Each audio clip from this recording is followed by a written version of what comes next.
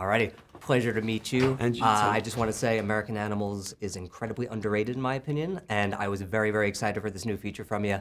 And I wanted to ask first and foremost, with having 2 heist films now under your belt, what is it about the genre that kind of keeps you coming back to it and tackling it from a new perspective? Good question, Tom. I think I think they're very different. American Animals was, a true story and a heist film, but really it was about lost young men. And it was about identity and masculinity and these 4 guys who felt like they had somehow been promised a special life and the need to have that by any means necessary in a way, and a kind of creative, destructive act. I think this is a little different. This again, this first thing that I've done, which is pure fiction. But you still want to have layers to it, right? You want to deliver like a pulse-pounding, white-knuckle ride, and for a big cinema audience. But you're still trying, or I'm still trying to smuggle in the themes or the ideas which I think are going to leave you with something to think about at the end. So I guess my answer to the question is, it gives you a structure, because at the beginning there's going to be a heist at the end, right? And you're going to stick with it, hopefully so gripped. But within that, you're getting these other questions about why people do what they do, or how our behavior is driven by the pressure of getting to a number or having a status or whatever it is that these characters are all dealing with. And it definitely leads me to my next question, where I feel like your films, they always feel character-driven in a way that for me is really compelling, where, yes, we have a heist film, but I feel like the characters always come first, the thrills come second.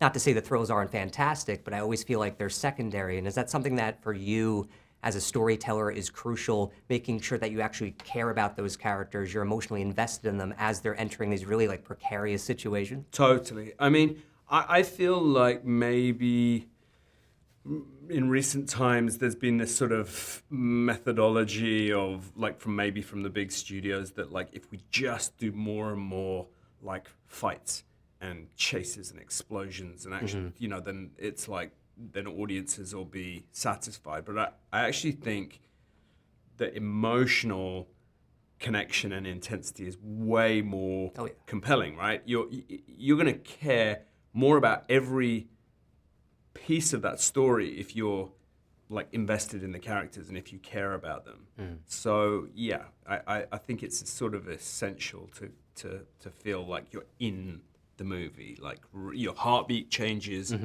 as the heartbeat of the characters change, if that makes sense. Oh, absolutely. I think you pulled that off wonderfully. And something I love about this movie, and this is a sentence I really wish I didn't have to say in 2026, but it looks and feels like a film. And I mean that in the best way possible, from the cinematography to the color grading to the camera work. I'm just curious, talking to your DP, what were your goals in terms of how this movie was going to look visually, how it was going to arrest the audience? What were some of your influences? Because I just think it's a stunning looking movie.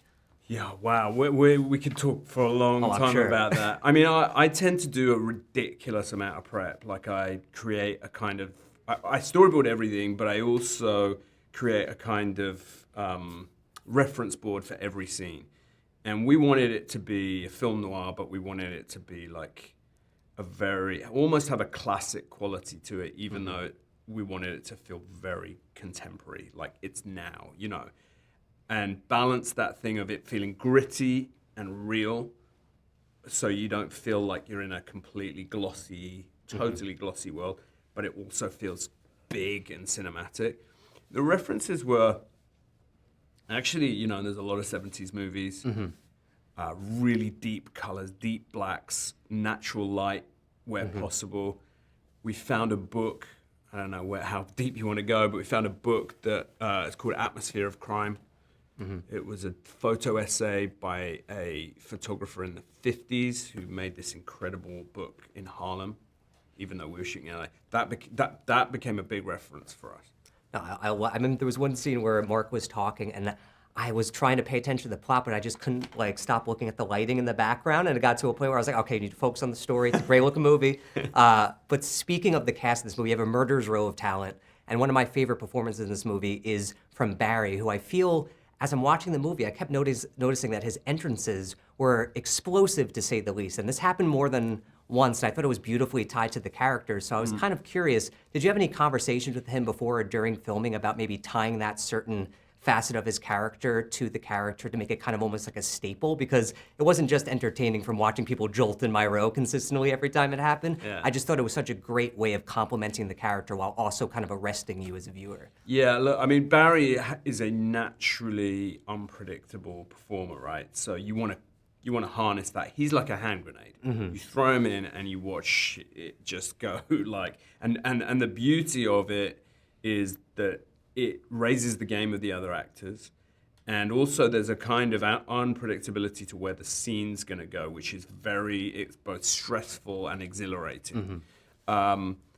He was the only person I wrote the role for because I'd worked with him before, and I knew he would do it. And so, yeah, I mean, you know, with Barry, I tend not to over kind of think or talk things. You know, we keep it pretty raw and natural and let him kind of come in and do his thing. A couple of the scenes we rehearsed in a way that I actually had him rehearse with a different, you know, that there's a robbery in the movie which he performs, which is pretty Terrific scene. Wow. brutal. Yeah. And I had him rehearse with a different group of performers.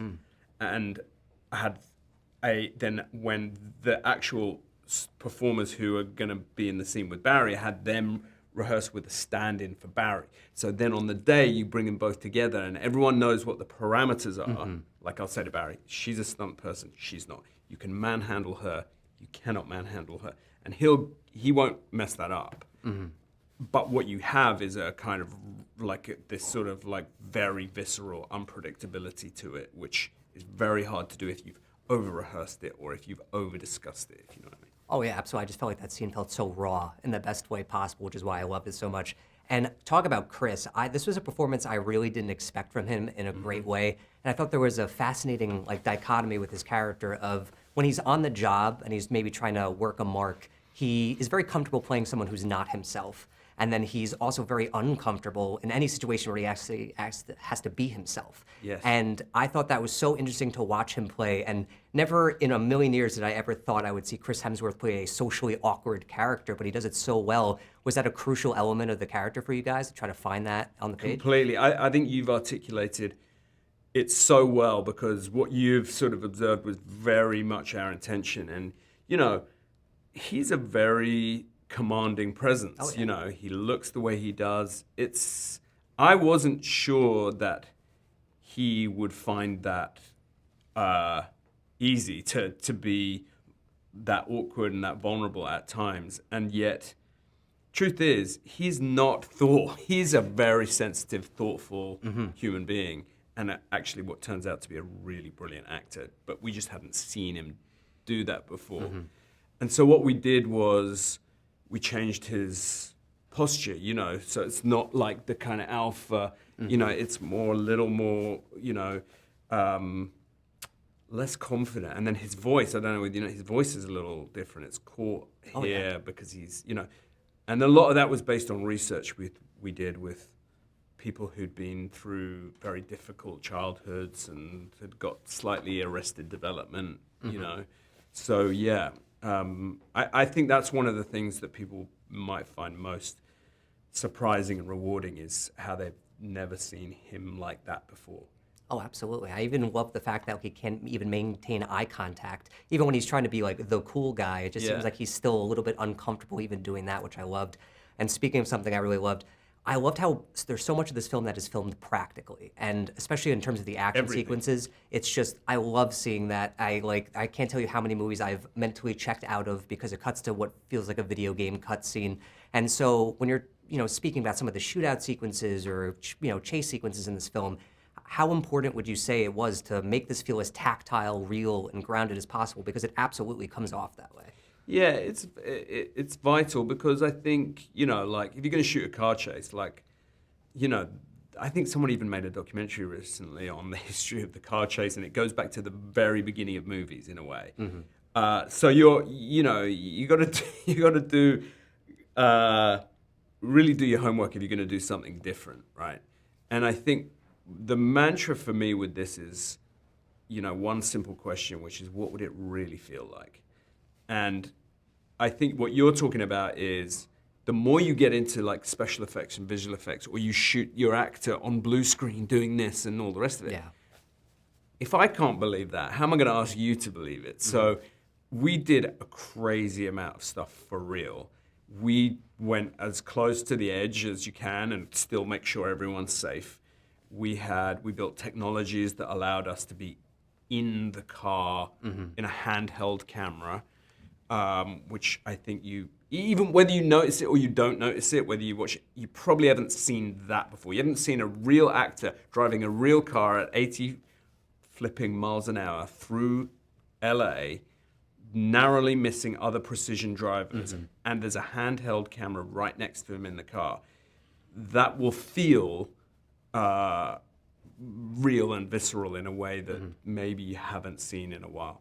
Yeah, I feel like it felt very like almost wild and spontaneous. Like Yeah. one of my favorite car chase sequences, I don't know if you've seen the first Jack Reacher film, but he even struggles to start his car and he could barely drive this car, and it's just so real and grounded. And I feel like there are moments in this where like he's trying to think on his feet and he doesn't know if he's going to make this turn the right way or if he's going to dodge traffic. I haven't seen that. I'm going to watch it. It's just like, but it's such an underrated chase sequence. Speaking of the Murderers Row of Town in this movie, I'm just, from a writer and director perspective, especially as a storyteller, balance is so crucial. If you have this amazing talent and you want to try to give everyone their fair share to showcase what they do best, is it tricky to try to find that balance, to try to make sure that if you have to cut something, it's something that can be cut and that it's not like a disservice to the film?